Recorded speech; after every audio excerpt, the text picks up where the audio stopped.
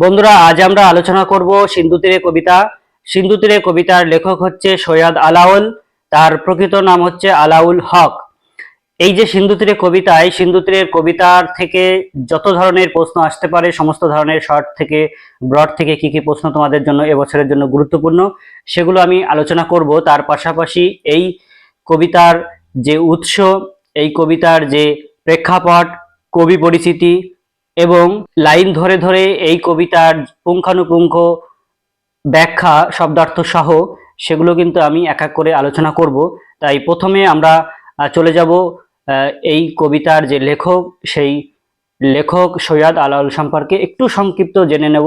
কারণ মধ্যযুগের একজন কবি, তো তার সম্পর্কে একটু আমাদের জানাটা দরকার। এবং এখান থেকেও কিন্তু কবি পরিচিতি থেকেও কিন্তু প্রশ্ন আসতে পারে, কারণ আমরা যখন এই কবিতার শেষের দিকে যাব তখন দেখব এই কবিতার নিজের পরিচয় কিন্তু দিয়েছে মধ্যযুগের একটা কবিতা লেখার একটা রীতি, যাকে বলা হয় ভণিতা। সেই ভণিতা অংশে কিন্তু তিনি তার পরিচয়ও দিয়েছেন, অর্থাৎ সেখান থেকেও কিন্তু প্রশ্ন আসার সম্ভাবনা রয়েছে। তাই আমরা এই কবি পরিচিতি সংক্ষেপে একটু জেনে নেব। সৈয়দ আলাওল, তার প্রকৃত নাম আমরা আগেই জেনেছি, সেটা হচ্ছে আলাউল হক। তিনি বেশি পরিচিত হচ্ছে এই সৈয়দ আলাওল নামেই। তার বাড়ি ছিল হচ্ছে বর্তমানে যেটা বাংলাদেশ, সেই বাংলাদেশের চট্টগ্রাম জেলায় তার জন্ম।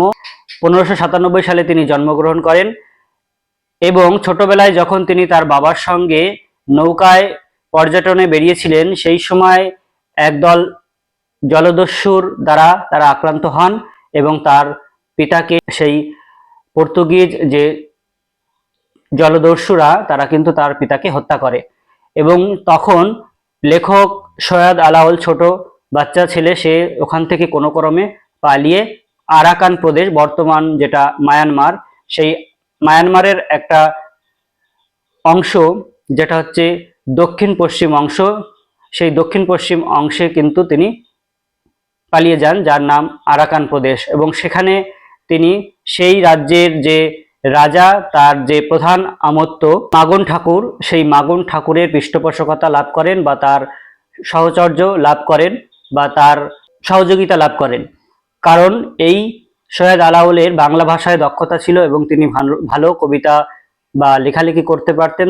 সেই সুবাদে মাগন ঠাকুর তাকে রাজসভায় লেখালেখির দায়িত্ব দেন এবং অর্থ প্রদান করেন এবং তাকে কার জায়গা বা সমস্ত কিছু ব্যবস্থা করে দেন। তাই মাগন ঠাকুর এর কাছে তিনি কৃতজ্ঞতা প্রদান করেছেন, লাস্টে আমরা কবিতার শেষের দিকে দেখতে পাবো। যাই হোক, আনুমানিক 1673 খ্রিস্টাব্দে এই মহান কবি ইহলোক ত্যাগ করেন।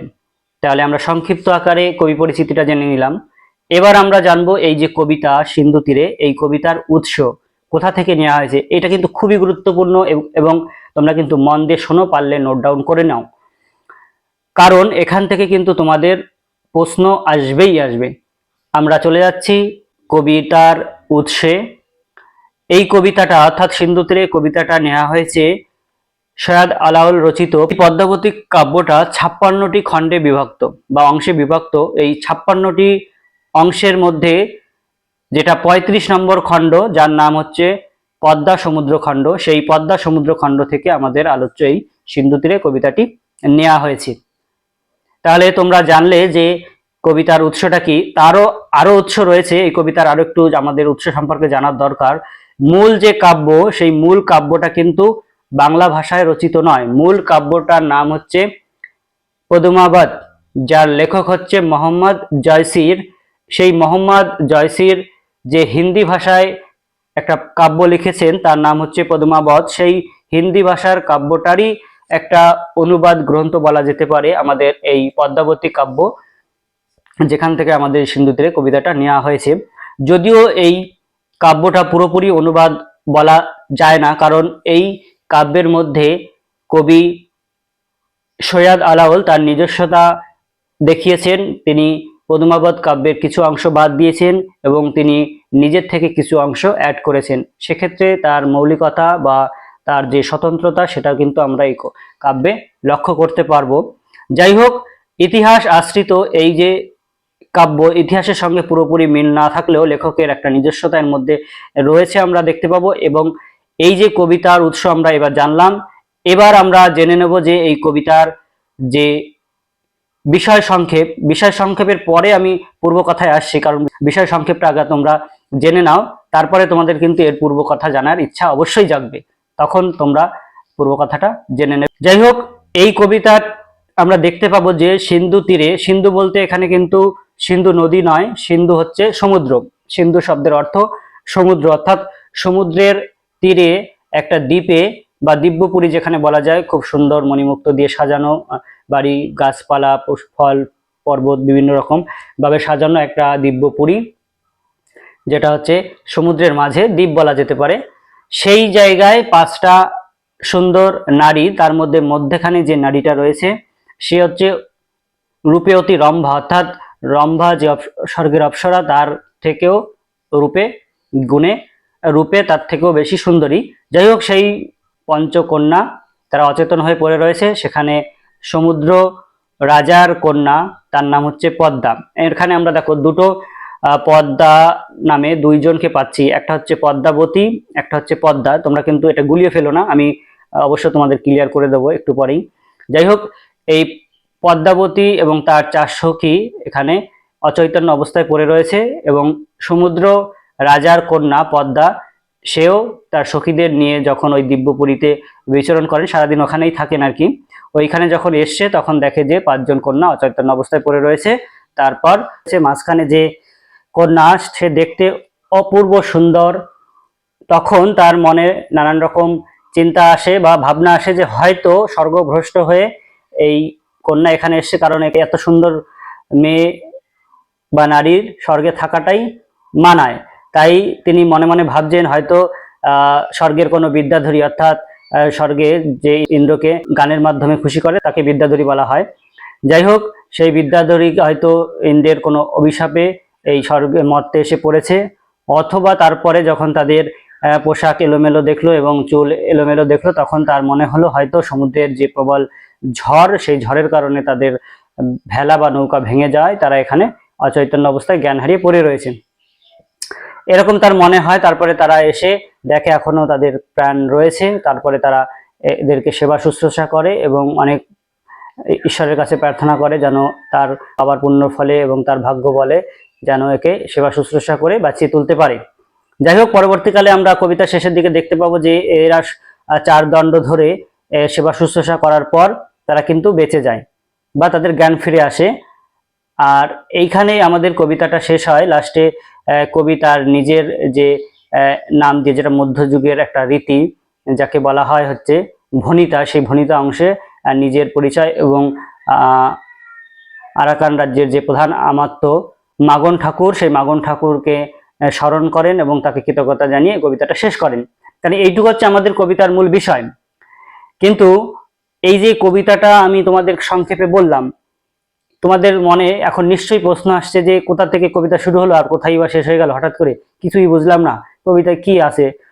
সত্যি তো কিছুই বোঝার মতন নেই, হঠাৎ করে শুরু হলো, পড়ে রয়েছে 5টা কন্যা অচেতন অবস্থায়, তাদের দেখলো, তাদের সেবা শুশ্রূষা করে জ্ঞান ফিরে হলো, কি কবিতা হলো? এর আগে নিশ্চয়ই কিছু আছে, ঘটনাটা জানা কিন্তু তোমাদের এখন অবশ্যই মনে কৌতূহল জাগছে, যে বা জেগেছিল আগেও, যে এর পূর্বের অংশটা কি, অর্থাৎ আগে কি ঘটেছিল যার কারণে এরা এখানে অজ্ঞান হয়ে পড়ে রয়েছে। এটা কিন্তু সকলেরই মনে আগে যদি না আসে থাকে, তাহলে এখন কিন্তু অবশ্যই আসছে যে সত্যি কি ঘটেছিল। তাই বন্ধুরা, এবার আমরা জেনে নেব যে সত্যি আগে কি ঘটেছিল, অর্থাৎ এখন আমরা জানবো পূর্ব কথা। এই কবিতার প্রেক্ষাপট বা পূর্ব কথাটা আমরা একটু জেনে নেব। একদম সুন্দর একটা গল্প এর পেছনে রয়েছে। সেই সুন্দর গল্পটা কিন্তু আমি সংক্ষেপে গল্পের ছলে তোমাদের বলছি, তোমরা একটু শুনে নাও। এখানে সিংহল রাজ হচ্ছে গন্ধর্ব সেন। সেই গন্ধর্ব সেনের কন্যা হচ্ছে পদ্মাবতী, যে কিনা আমরা এই কবিতায় দেখলাম যে অচৈতন্য অবস্থায় বা অজ্ঞান হয়ে একটা দিব্যপুরীতে পড়ে রয়েছে। সেই যে পদ্মাবতী, তার পিতা হচ্ছে সিংহল রাজ গন্ধর্ব সেন। তাহলে আমরা জানলাম যে পদ্মাবতীর আসল বাড়িটা কোথায়, সিংহল, যেটা বর্তমানে শ্রীলঙ্কা নামে পরিচিত। সেই শ্রীলঙ্কায় বা সিংহল রাজকন্যা গন্ধর্ব সেনের কন্যা হচ্ছে পদ্মাবতী। তার আরো একটি পরিচয় আমরা জানবো, সে হচ্ছে চিতর রাজ রত্ন সেনের সদ্য বিবাহিতা স্ত্রী। এবার এদের বিবাহটা কিভাবে হলো আমরা সেটা একটু জেনে নেব। এই সিংহল রাজকন্যা পদ্মাবতী রূপে গুণে সে সর্বগুণ সম্পন্না যাকে বলা যায়, সমস্ত দিক থেকে তার গুণের এবং রূপের প্রশংসা সবাই করে আর কি। এই পদ্মাবতীর হীরামন নামে একটা সুখ পাখি ছিল। সেই সুখ পাখিটা পদ্মাবতীর সঙ্গে সবসময় থাকতো আর কি, তার খুব কাছের বন্ধু বলা যেতে পারে। এই সুখ পাখি হীরামন আর কি, সে দেখছে যে পদ্মাবতী বড় হয়ে যাচ্ছে তবুও তার বিয়ে হচ্ছে না, অন্যদিকে তার এত গুণ, এত সুন্দর সে দেখতে, তার উপযুক্ত পাত্র পাওয়া যাচ্ছে না। তার জন্য তিনি বললেন যে তিনি দেশ বিদেশে ঘুরে তার জন্য উপযুক্ত পাত্র খুঁজে নিয়ে আসবেন।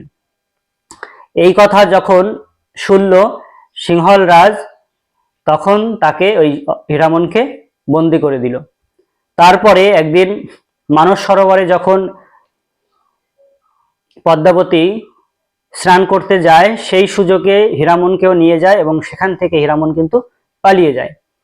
পালিয়ে বনে ঘুরতে থাকে এবং বনের একটা ব্যাধ তাকে ধরে নিয়ে যায় এবং সেই ব্যাধ দেখে যে এই পাখিটার প্রচুর বুদ্ধি এবং সে ভালো জ্ঞানী। তখন চিতরের এক ব্যবসায়ী সেই ব্যাধের থেকে ওই পাখিটিকে অর্থাৎ হীরামনকে কিনে নেয়। এবার এই হীরামনের এত প্রশংসা ওই রাজ্যে ছড়িয়ে পড়ে যে সে তার মুখে সিংহল রাজের বর্ণনা, সিংহল রাজকন্যার অপূর্ব সৌন্দর্যের বর্ণনা, তার গুণের বর্ণনা সব জায়গায় ছড়িয়ে পড়ে। তখন ওই চিতরের যে রাজা রত্নসেন, সে তখন ওই পাখিটিকে 1,00,000 টাকার বিনিময়ে ওই ব্যবসায়ীর কাছ থেকে কিনে নেয়। কিনে নেওয়ার পরে যখন তার বাড়িতে নেওয়া হয়, যখন তার আগের স্ত্রী অর্থাৎ ওই রত্নসেনের আগে বিবাহ রয়েছে সেই স্ত্রী, তার নাম হচ্ছে নাগমতি, সেই নাগমতি যখন জানতে পারে যে এই পাখিটি ওই সিংহল রাজকন্যা পদ্মাবতীর সম্পর্কে অনেক ভালো ভালো কথা বলছে, তার রূপের অনেক প্রশংসা করছে, সে অত্যন্ত সুন্দরী নারী এবং তার অনেক গুণ, তাই সে মনে মনে ভয় পেল যে যদি আমার স্বামী অর্থাৎ রত্নসেন এই কথাগুলো শোনে তাহলে সে তার প্রেমে পড়ে যাবে এবং সে আমাকে রেখে পদ্মাবতীকে পাওয়ার জন্য চলে যাবে। তাই সে তার যে দাসী পাখিটিকে মেরে ফেলার কথা বলল, অর্থাৎ তাকে মেরে ফেলতে আদেশ দিল। কিন্তু সেই দাসী নিরপরাধ পাখিটিকে মারতে চাইল না, সে লুকিয়ে রাখলো। তারপরে যখন চিতর রাজা রত্নসেন এসে পাখিটির খোঁজ করলো, পাখিটিকে না পেয়ে সে তখন ভীষণ চিৎকার করতে শুরু করলো এবং রেগে গেল। তখন ওই দাসী এই পাখিটিকে যেখান থেকে লুকিয়ে রেখেছিল সেখান থেকে নিয়ে আসে। আসার পরে পাখির মুখ থেকে যখন এই সিংহল রাজকন্যা পদ্মাবতীর রূপের বর্ণনা, তার গুণের বর্ণনা শোনেন, শুনেই কিন্তু তিনি তার প্রেমে পড়ে যান এবং তাকে বিবাহ করার ইচ্ছা পোষণ করেন। এবং তিনি তখন তার রাজ্য থেকে 1600 রাজকুমারকে নিয়ে সন্ন্যাসী বা যোগীর ছদ্মবেশে সে সিংহলের উদ্দেশ্যে রওনা দেয়। এবং যখন উড়িষ্যা রাজ্যে আসে, সেই উড়িষ্যার রাজা তাকে চিতরে যাওয়ার জন্য সাহায্য করেছিল সমুদ্রপথে। যাই হোক, তিনি কোনোভাবে যখন সিংহলে পৌঁছান, সিংহলে এই পৌঁছানোর সময় কিন্তু তার সঙ্গে হীরামন পাখিটাও ছিল। সেই হীরামন পাখি তাকে বলে যে শিব মন্দিরে তাকে অপেক্ষা করতে এবং তাকে বলেন যে বসন্ত পঞ্চমীর দিন পদ্মাবতীর সঙ্গে তাদের মিলন হবে। এই বলে যখন রত্নসেনকে সেই মন্দিরে রেখে হীরামন সুখ পাখিটি আর কি পদ্মাবতীর কাছে ফিরে যায়, পদ্মাবতী অত্যন্ত খুশি হয় তাকে অনেকদিন পর দেখে। তারপরে সেই হীরামন সুখ পাখির কাছ থেকে রত্নসেনের বর্ণনা পদ্মাবতী শোনেন, তার যে পরাক্রম, তার যে গুণ, তার সমস্ত বর্ণনা পদ্মাবতী শোনে এবং পদ্মাবতীও তার প্রেমে পড়ে যায় বা তাকে পছন্দ করে ফেলেন। এবং হীরামনও তাকে বলে যে এটাই হচ্ছে তোমার উপযুক্ত পাত্র। যাই হোক, তারপরে এই বসন্ত পঞ্চমীর দিন পুজো দেওয়ার নাম করে এই পদ্মাবতী কিন্তু বাবার থেকে পারমিশন নিয়ে পুজো দেওয়ার নাম করে রত্নসেনকে দেখার উদ্দেশ্যে যায় এবং সেখানে গিয়ে তার পছন্দ হয় এবং তিনি তাকে বরমাল্য পরিয়ে দেন। তারপরে কিন্তু এই ঘটনা যখন জানতে পারে রাজা গন্ধর্ব সেন, তখন কিন্তু এই রত্নসেনের সঙ্গে কিন্তু তখন তিনি যুদ্ধ করার চিন্তা ভাবনা করেন, যুদ্ধ শুরু করার চেষ্টা করেন। তখন তারপরে যখন মহাদেব অর্থাৎ মহাদেব শিবের মধ্যস্থতায় এই যুদ্ধ থামে এবং তাদের বিবাহ হয়, অর্থাৎ এই পদ্মাবতী এবং রত্নসেনের বিবাহ সম্পন্ন হয় ধুমধাম সহকারে। তারপরে অনেকদিন যখন এই পদ্মাবতী এবং রত্নসেন সিংহলে বসবাস করছেন, তারা সুখে দিন যাপন করছেন, হঠাৎ করে এই রত্নসেনের মনে পড়ে যে তার আগের স্ত্রী নাগমতী সে কিন্তু অত্যন্ত কষ্টে রয়েছে, এবং তখন তার রাজ্যে ফিরে যাওয়ার চিন্তা ভাবনা করেন। এবং যখন ফিরে যায় তখন প্রচুর যে বিবাহের পরে যে যৌতুক হিসাবে যা যা পেয়েছিল, অত্যন্ত মূল্যবান অনেক ধন সম্পদ তিনি পেয়েছিলেন, সেগুলো সহ এবং পদ্মাবতী এবং তার 4 সখীকে নিয়ে যখন নৌকায় করে সমুদ্রের মধ্যে দিয়ে তারা চিতরের উদ্দেশ্যে ফিরছিলেন, সেই সময় সমুদ্র রাজা এই রত্নসেনকে পরীক্ষা করার জন্য বা তার সঙ্গে যে এত রত্ন ছিল সেই রত্নর কিছুটা নেয়ার জন্য তিনি ব্রাহ্মণের ছদ্মবেশে তাদের কাছে উপস্থিত হয়, অর্থাৎ রত্নসেনের কাছে উপস্থিত হয় ব্রাহ্মণের ছদ্মবেশ ধারণকারী সমুদ্র রাজা। রত্নসেনের কাছে এসে বলে যে এই সমুদ্রে যাত্রাকালে তোমাদের সমস্ত বিপদের হাত থেকে আমি রক্ষা করব, তোমার যে সম্পদ যা তুমি নিয়ে যাচ্ছ তার 4 ভাগের 1 ভাগ আমাকে দাও। কিন্তু এই বয়স্ক ব্রাহ্মণকে দেখে রত্নসেন তার কথায় গুরুত্ব দেয় না এবং তাকে তিরস্কার করে যে তোমার সাহায্য লাগবে না, আমি একাই চলে যেতে পারবো, তোমাকে কেন আমি এত সম্পদ দিতে যাব। যাই হোক, এইভাবে যখন তিরস্কার করে তাকে তার কথা অমান্য করে চলে যায়, তখন কিন্তু সমুদ্র রাজা ক্রুদ্ধ হন এবং তিনি সমুদ্রে ঝড় ঝঞ্ঝা বা একটা তাণ্ডব সৃষ্টি করেন। সেই ঝড় ঝঞ্ঝা এবং তাণ্ডব যখন সৃষ্টি করে, সেই সময় কিন্তু একটা রাক্ষস এসে পদ্মাবতী ও তার সখীগণ এবং রত্নসেনকে খেয়ে ফেলার চেষ্টা করেন, তাদের গিলে ফেলার চেষ্টা করেন। তখন রত্নসেন ঈশ্বরের কাছে প্রার্থনা করার পর ঈশ্বরের কৃপায় তখন এক বড় সমুদ্র পক্ষী রাজাকে রক্ষা করে। কিন্তু এদিকে এই পদ্মাবতী এবং তার সখীকে বাঁচানোর জন্য তখন রত্নসেন চেষ্টা করেন তাদেরকে আলাদা একটা ভেলায় তুলে দেওয়ার, কিন্তু সেই ভেলাটাও তখন ভেঙে যায়, দুটুকরো হয়ে যায়, এবং তারপরে সেই ভেলাটা গিয়ে একটা দিব্যপুরীতে বা একটা দ্বীপে গিয়ে আশ্রে পড়ে এবং সেখানে ওই 5 কন্যা কিন্তু অচৈতন্য অবস্থায় পড়ে থাকে। তাহলে দেখো, আমরা এখন চলে আসলাম সেই আমরা যেখান থেকে কবিতাটা শুরু করেছিলাম প্রথমে, সেখানে 5 কন্যা অচৈতন্য অবস্থায় একটা দিব্যপুরী বা দ্বীপে পড়ে রয়েছে, এখান থেকেই কিন্তু আমাদের কবিতাটা শুরু। তাহলে আমরা পূর্ব কথাটা যদি না জানতাম তাহলে কিন্তু আমাদের কাছে একটা অধরা থেকে যেত। অনেকের মনে হতে পারে যে এত কিছু কেন আমরা জানতে যাবো, আমাদের সিলেবাসে যেটুকু আছে সেটুকু আমরা জানবো, আমাদের পরীক্ষায় লিখে আসবো, নাম্বার পেয়ে যাবো, ব্যাস।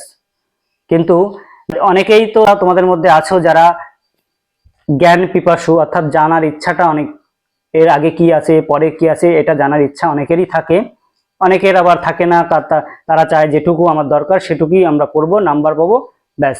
এইটাই হচ্ছে আমাদের কথা, নাম্বার পাওয়াটাই মেন। কিন্তু এই যে জানার ইচ্ছা বা জ্ঞান পিপাসা এটা কিন্তু সবার মধ্যে থাকে না। যাই হোক, যাদের এটা জানার ইচ্ছা রয়েছে তারা জেনে নিলে, যাদের নেই তারা একটু এটাকে স্কিপ করে নিও, পরবর্তী যেগুলো ইম্পর্টেন্ট তোমরা সেগুলোই দেখো।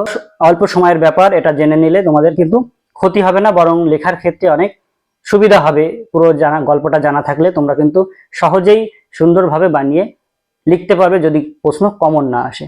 আর কমন আসলে বা গল্পটা পুরোপুরি সুন্দরভাবে জানা থাকলে তো সবই কমন তোমাদের কাছে। যাই হোক, এবার আমরা আমাদের যে কবিতা সেই কবিতার অংশে প্রবেশ করব। লাইন ধরে ধরে শব্দার্থ সহ পুঙ্খানুপুঙ্খভাবে আমরা এটা এখন ব্যাখ্যা করব, এবং সেই সঙ্গে এই কবিতা থেকে কি কি গুরুত্বপূর্ণ প্রশ্ন তোমাদের আগের বছর এসেছিল এবং এবছরের জন্য কোন কোন প্রশ্নগুলো ইম্পর্টেন্ট সেগুলো কিন্তু আমি এই কবিতা আলোচনার মাঝে মাঝে বলে দেব। যাই হোক, সেগুলো তোমরা নোট ডাউন করে নিও এবং সেই অনুযায়ী তোমরা কিন্তু আগামী দিনে মাধ্যমিক পরীক্ষার জন্য তৈরি হও।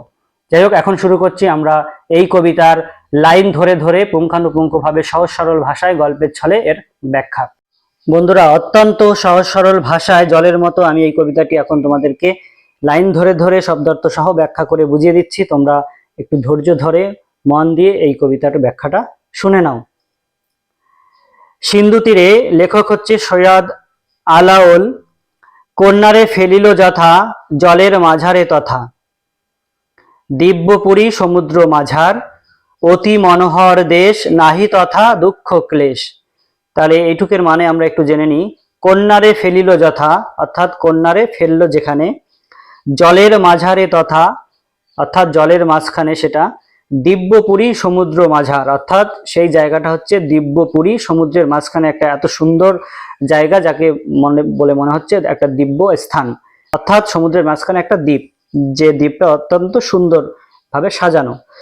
অতি মনোহর দেশ, নাহি তথা দুঃখ ক্লেশ, অতি মনোহর বলতে অত্যন্ত সুন্দর, নাহি তথা দুঃখ ক্লেশ অর্থাৎ অত্যন্ত সুন্দর সেই জায়গাটা, এবং সেই জায়গার আরো একটা গুণ কি, সেখানে নেই কোনো দুঃখ এবং কষ্ট। সত্য ধর্ম সদা সদাচার, আরো একটি গুণ আমরা জেনে নেব এই জায়গাটার, সেটা হচ্ছে সেখানে সর্বদা সত্য ধর্ম আচরণ করা হয়, অর্থাৎ পালন করা হয়, অর্থাৎ প্রজাদের সঙ্গে কোনো রকম অন্যায় করা হয় না। সমুদ্র নিপতি সুতা, পদ্মা নামে গুণ জুতা, সমুদ্র নিপতি সুতা অর্থাৎ সমুদ্র নিপতি বলতে সমুদ্র রাজা, আর সুতা বলতে কন্যা, অর্থাৎ সমুদ্র রাজার কন্যা পদ্মা নামে গুণ জুতা, অর্থাৎ গুণযুক্ত, সমুদ্র রাজার কন্যার নাম হচ্ছে আমরা জানলাম পদ্মা, এবং সে অতি গুণযুক্ত, অর্থাৎ তার অনেক গুণ রয়েছে। সিন্ধু তীরে দেখি দিব্য স্থান, সমুদ্রের তীরে দেখা যাচ্ছে যে দিব্য স্থান, অত্যন্ত সুন্দর একটা সাজানো জায়গা। উপরে পর্বত এক, এই দিব্যপুরীর এখন আমরা বর্ণনা জানবো। উপরে হচ্ছে একটা সুন্দর একটা পর্বত রয়েছে, ফল ফুলে অতিরেক, অর্থাৎ ফল ফুলের দ্বারা অতিরেক বলতে সাজানো, তার পাশে রচিল উদ্যান, অর্থাৎ তার পাশে উদ্যান অর্থাৎ বাগান রচনা করা হলো, নানা পুষ্প মনোহর, সুগন্ধি সৌরভতর, অর্থাৎ নানা ফুল, সেটা দেখতে অত্যন্ত মনোহর মনে হচ্ছে বা সুন্দর, এবং সুগন্ধি সৌরভতর, সুগন্ধি সৌরভতর হচ্ছে সুগন্ধি হতে ভালো, যে যার সুভাষ, আর সৌরভতর বলতে খুব বেশি গন্ধযুক্ত, অর্থাৎ তার অত্যন্ত গন্ধযুক্ত যে ফুল, সেই ফুল এবং ফল গাছ এবং অনেক গুণসম্পন্ন বিভিন্ন গাছ দিয়ে এই দিব্যপুরীটা সাজানো বা একটা বাগান রচনা করা হলো। নানা পুষ্প মনোহার, সুগন্ধি সৌরভতর, নানা ফল বৃক্ষ সুলক্ষণ, অর্থাৎ সেখানে নানান ধরনের ফল দেখা যায়।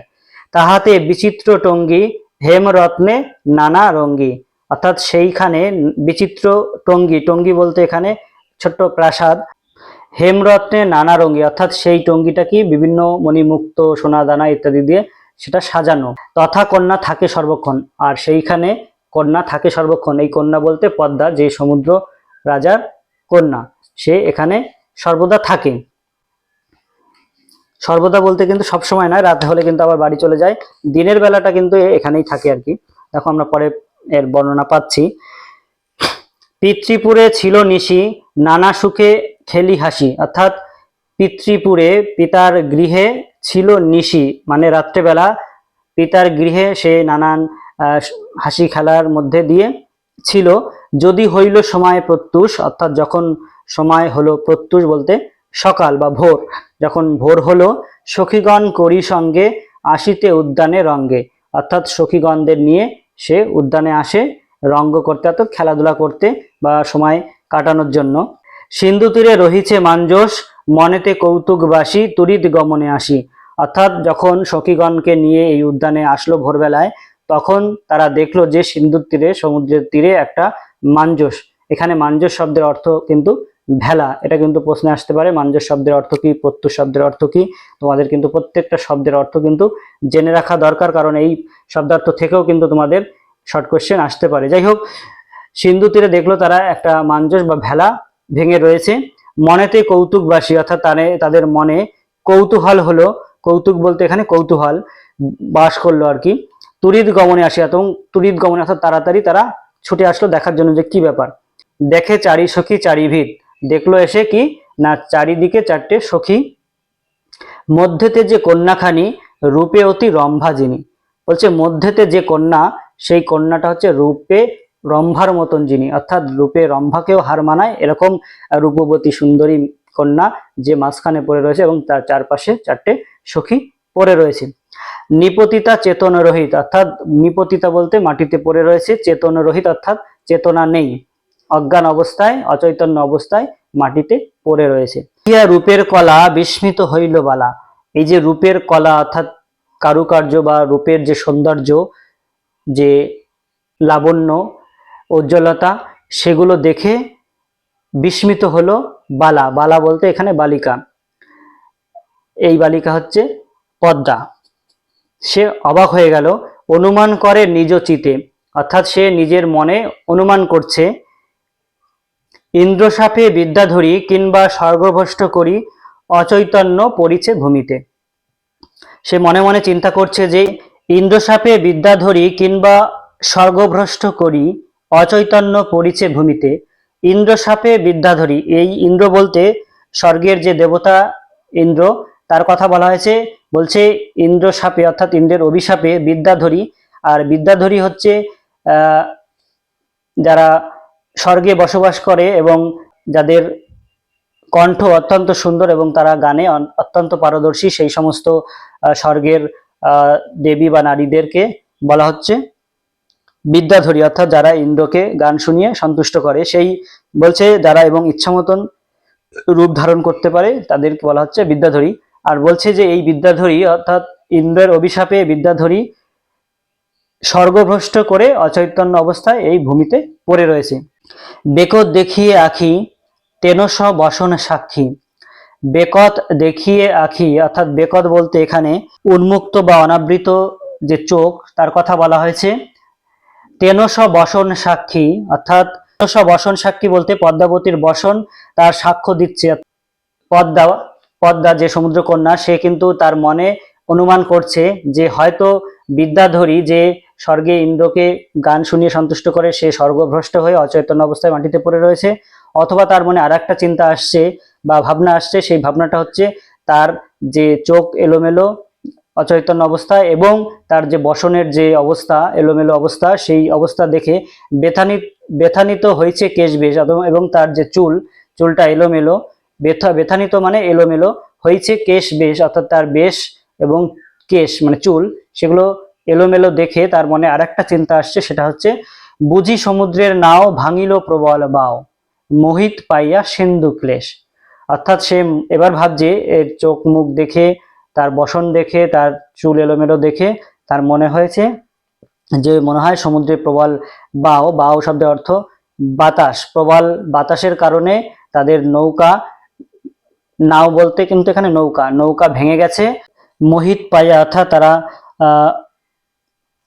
আত্মহারা হয়ে যাওয়া বা মুগ্ধ হওয়া, সিন্ধু ক্লেশ আত্মহারা বা মুগ্ধ হয়ে যাওয়া, সিন্ধু ক্লেশ অর্থাৎ সমুদ্রের মধ্যে সৃষ্টি হওয়া ঝড় ঝঞ্ঝাকে সিন্ধু ক্লেশ বলা হচ্ছে। সেই সিন্ধু ক্লেশের কারণে তাদের নৌকা ভেঙে গেছে প্রবল বাতাসে, তার জন্য তারা এখানে অচৈতন্য অবস্থায় এলোমেলো অবস্থায় পড়ে রয়েছে। এটা কিন্তু তার মনে ভাবনা আসলো। চিত্রের পুতলি সমা নিপতিত মনোরমা। চিত্রের পুতলি সমা অর্থাৎ চিত্রের পুতুলের মতন সে এখানে পড়ে রয়েছে, এই সুন্দর বালা বা নারী। কিঞ্চিত আছয় মাত্র শ্বাস, সামান্য শ্বাস বাকি রয়েছে। অতি স্নেহ ভাবি মনে বলে পদ্মা ততক্ষণে, তখন অতি স্নেহ তার মনে জাগরিত হয় এবং সে তখন পদ্মা অর্থাৎ বলে বিধি মোরে না করো নৈরাশ, বিধি মোরে না করো নৈরাশ, অর্থাৎ তখন সে ঈশ্বরের শরণাপন্ন হয়, ঈশ্বরকে স্মরণ করে বলে হে বিধি বিধাতা আমাকে নিরাশ করো না। কেন বলছে সেটা আমরা জেনে নিচ্ছি। পিতার পুত্রের ফলে মোহর ভাগ্যের বলে বাহুরূপ কন্যার জীবন। বলছে পিতার যে পুণ্য, সেই পুণ্যের ফলে এবং মোহর ভাগ্যের, মোহর বলতে আমার, ভাগ্যের বলে বাহুরূপ কন্যার জীবন, বাহুরূপ বলতে বাঁচিয়ে দাও কন্যার জীবন। তখন ঈশ্বরের কাছে প্রার্থনা করে যে পিতার পুণ্যের ফলে এবং আমার ভাগ্যের বলে এই কন্যাদের জীবন বাঁচিয়ে দাও। চিকিৎসিমু প্রাণপণ কৃপা করো নিরঞ্জন। বলছে আমি চিকিৎসা করব প্রাণপণ, আমার যতক্ষণ দেহে প্রাণ আছে আমি এদের প্রাণপণে চিকিৎসা করব। এবং বলছে কৃপা করো নিরঞ্জন, নিরঞ্জন বলতে নিরাকার যে ঈশ্বর, সেই ঈশ্বরের কাছে তিনি কৃপা প্রার্থনা করছেন যে আমি চিকিৎসা করব প্রাণপণ দিয়ে, এদেরকে কিন্তু তুমি বাঁচিয়ে দিও। দুঃখিনীরে করিয়া স্মরণ, দুঃখিনীরে করিয়া, দুঃখিনী অর্থে দুর্ভাগ্যবতী, করিয়া স্মরণ মানে মনে করে, দুর্ভাগ্যবতীকে মনে করে সখী সবে আজ্ঞা দিল উদ্যানের মাঝে নিল।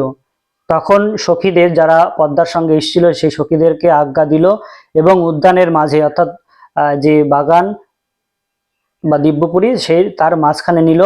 পঞ্চজনে বসনে ঢাকিয়া, অর্থাৎ তাদের বসন এলোমেলো ছিল এবং তাদের বসন যেহেতু ভিজা ছিল তার জন্য তাদের নতুন বসনে তাদেরকে ঢাকলো আর কি। অগ্নি জ্বালি ছেকে গাও, কেহ শিরে কেহ বাও। অগ্নি অগ্নি জ্বালি ছেকে গাও, কেহ শিরে কেহ পাও। অর্থাৎ আগুন জেলে তাদেরকে, যেহেতু ঠান্ডার মধ্যে তারা রয়েছে জলের মধ্যে, তার জন্য তাদের গায়ে ছ্যাঁক দেওয়া হচ্ছে, কেউ গায়ে দিচ্ছে, কেউ মাথায় দিচ্ছে, কেউ পায়ে দিচ্ছে। তন্ত্রে মন্ত্রে মহৌষধ দিয়া, তন্ত্র মন্ত্র যতটুকু সে জানে সেই তন্ত্র মন্ত্র দিচ্ছে, এবং ঔষধ যেগুলো তার বিদ্যার মধ্যে সে জানে আর কি, সেগুলো দিয়ে সে চিকিৎসা করছে আর কি। দণ্ডচারী এই মতে বহু যত্নে চিকিৎসিতে, পঞ্চকন্যা পাইলা চেতন। অর্থাৎ দণ্ডচারী এই মতে, এইভাবে, অর্থাৎ এইভাবে আগুন জ্বালিয়ে সেক দেওয়া, তন্ত্রমন্ত্র দেওয়া, ওষুধ দেওয়া, এইভাবে চারি দণ্ড ধরে বহু যত্ন করে চিকিৎসা করার পর এই যে 5 কন্যা, সেই 5 কন্যা কিন্তু চেতনা ফিরে পেল বা জ্ঞান ফিরে পেল। এখানে দণ্ডচারী এই শব্দের অর্থটা আমরা একটু জেনে নেব। দণ্ডচারী হচ্ছে একটা সময় পরিমাপের একটা একক। চারি দণ্ড বলতে এখানে এক একটা দণ্ড সমান 24 মিনিট। ভালো করে মনে রাখো, এক দণ্ড ইজ ইকুয়াল টু 24 মিনিট, তাহলে 4 দণ্ড ইজ ইকুয়াল টু 96 মিনিট, অর্থাৎ 1 ঘন্টা 36 মিনিট। এই যে দণ্ড আমরা বলছি, এই যে আমরা অনেক সময় যখন কীর্তন গান হয় তখন আমরা শুনি যে অষ্টপ্রহর ব্যাপী নাম কীর্তন হবে বা 4 প্রহর ব্যাপী নাম কীর্তন হবে। এই প্রহর, 4 প্রহর বলতে কিন্তু 12 ঘন্টাকে বোঝায়।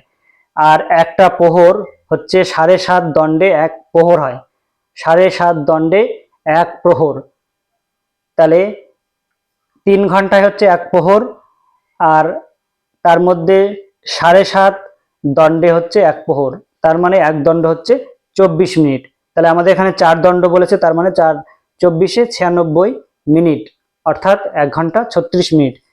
বহু যত্নে চিকিৎসিতে পঞ্চকন্যা পাইলা চেতনা। অর্থাৎ এইভাবে চিকিৎসা করার পর 5 জন কন্যা চেতনা ফিরে পেল বা জ্ঞান ফিরে পেল। শ্রীযুত মাগন গুণী মোহন্ত আরতি শুনি, হীন আলাওল সুরচন। এবার আমরা এই কবিতার যে শেষের অংশে দেখতে পাচ্ছি যে একটা অন্যরকম লাইন, শ্রীযুত মাগন গুণী মোহন্ত আরতি শুনি, হীন আলাওল সুরচন। দেখো আমরা এই যে কবিতাগুলো পড়েছি সেই প্রত্যেকটা কবিতা কিন্তু 3টি লাইন, দুই পাশে 2টো লাইন, মাঝখানে একটা লাইন, একে বলা হয় ত্রিপদ প্রয়ার ছন্দ। অর্থাৎ এই কবিতাটা ত্রিপদ প্রয়ার ছন্দে লেখা। আর এই যে লাস্টে আমরা যে লাইন 3টি দেখছি, শ্রীযুত মাগুন গুণী মোহন্ত আরতি শুনি, হীন আলাওল সুরচন, এর মানে হচ্ছে মধ্যযুগে কবিতা লেখার একটা কিন্তু রীতি ছিল। আমি আগেও তোমাদের বলেছি, এই রীতিটা হচ্ছে যে লাস্টে কবির পরিচয় দিতে হয়, অর্থাৎ এই পরিচয়ের অংশটাকে বলা হচ্ছে ভণিতা। অর্থাৎ আমরা এখন এই ভণিতা অংশে চলে এসেছি। এই ভণিতা অংশে কি বলছে দেখো, শ্রীযুত মাগন গুণী মোহন্ত আরতি শুনি, হীন আলাওল সুরচন। অর্থাৎ এখানে আমরা যে শ্রীযুত মাগন গুণী বলছি, অর্থাৎ মাগন ঠাকুরের কথা বলা হচ্ছে। মাগন ঠাকুরটাকে, মাগন ঠাকুর হচ্ছে আরাকান রাজসভার একজন প্রধান আমত্ত।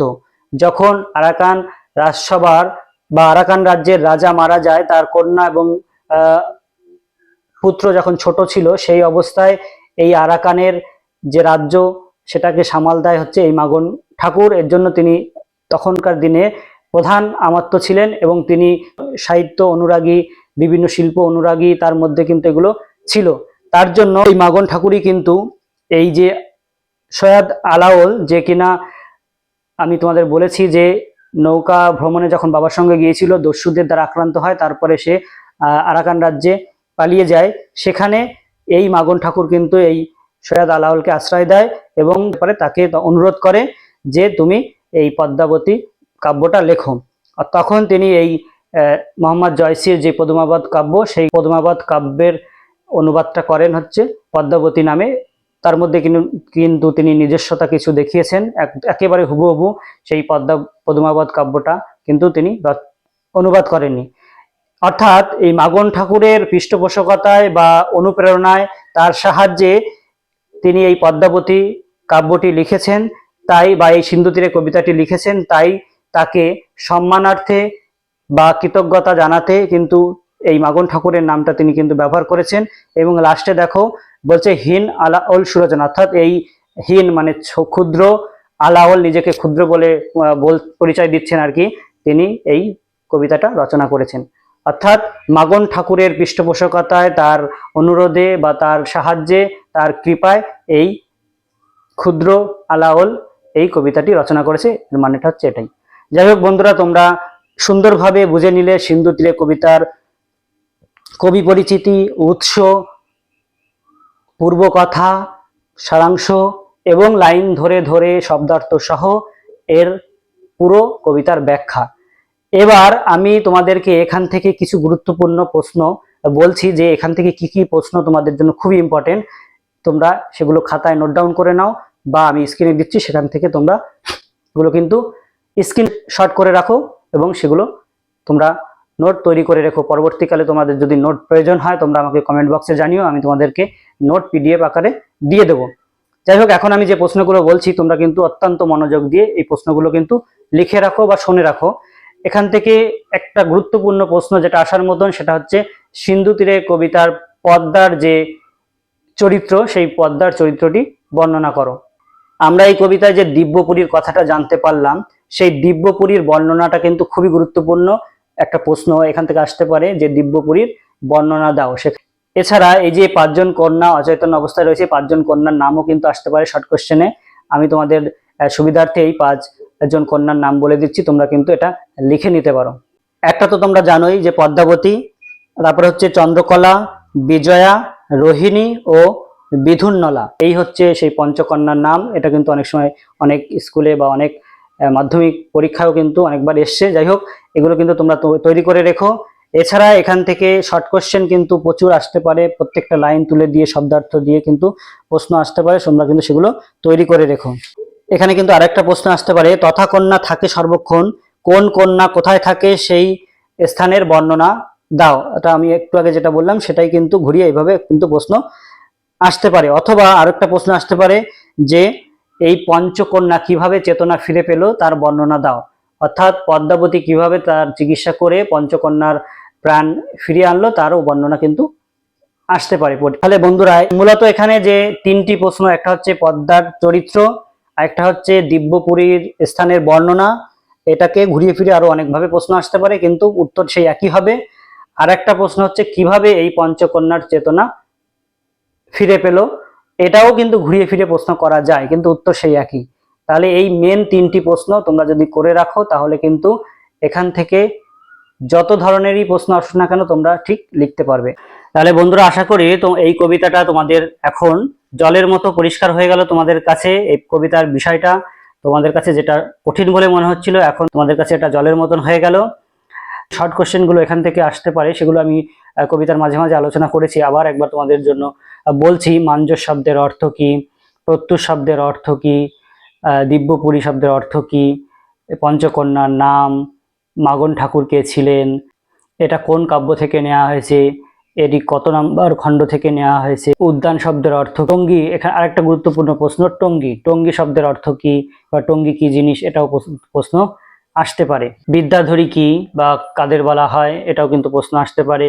রম্ভাকে, তুরিত শব্দের অর্থ কি, দণ্ড শব্দের অর্থ কি, নিরঞ্জনকে। যাই হোক, এরকম ধরনের কিন্তু অনেক প্রশ্ন তোমাদের আসতে পারে পরীক্ষায়। তাহলে তোমরা মোটামুটি জানলে যে এই কবিতার কবি পরিচিতি, উৎস, কবিতার পূর্ব কথা, কবিতার সারাংশ, কবিতার লাইন ধরে ধরে শব্দার্থ সহ ব্যাখ্যা, এবং কবিতা থেকে কি কি গুরুত্বপূর্ণ প্রশ্ন আসতে পারে, এগুলো সবই কিন্তু তোমরা জানতে পারলে। তবুও তোমাদের মনে কিন্তু একটা বাসনা বা ইচ্ছা থেকে যায়, সেটা হচ্ছে যে এর পরে কি হলো।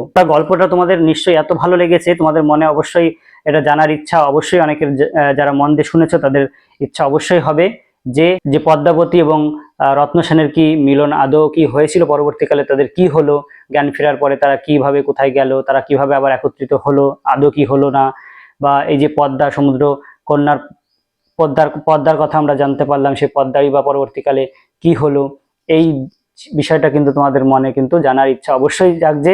তাই যদি তোমাদের জানার ইচ্ছা হয় তাহলে তোমরা আমাকে কমেন্টে জানিও। যদি আমি দেখি যে অধিকাংশ ছাত্রছাত্রীরা এটা জানার ইচ্ছা পোষণ করেছে, তাহলে আমি তোমাদের জন্য এটা নিয়ে একটা ভিডিও করে তোমাদের জানিয়ে দেবো। এর পরবর্তী ঘটনাগুলো আমি তোমাদেরকে সুন্দরভাবে গল্পের ছলে বুঝিয়ে দেবো। যাই হোক বন্ধুরা, আজকে এখানেই শেষ করছি। আর তোমরা সকলেই ভালো থেকো, সুস্থ থেকো। আর যদি চ্যানেলে নতুন হয়ে থাকো তাহলে অবশ্যই চ্যানেলটিকে সাবস্ক্রাইব করে রেখো, এখনই পারলে সাবস্ক্রাইব করে রেখো। এবং ভিডিওটি ভালো লাগলে অবশ্যই বন্ধুদের মধ্যে ভিডিওটি শেয়ার করে দিও এবং লাইক কমেন্ট করতে কিন্তু একদমই ভুলো না, 1 সেকেন্ডের ব্যাপার, এখনই একটা লাইক এবং কমেন্ট করে আমাকে জানাও যে কবিতার আলোচনা তোমাদের কেমন লেগেছে।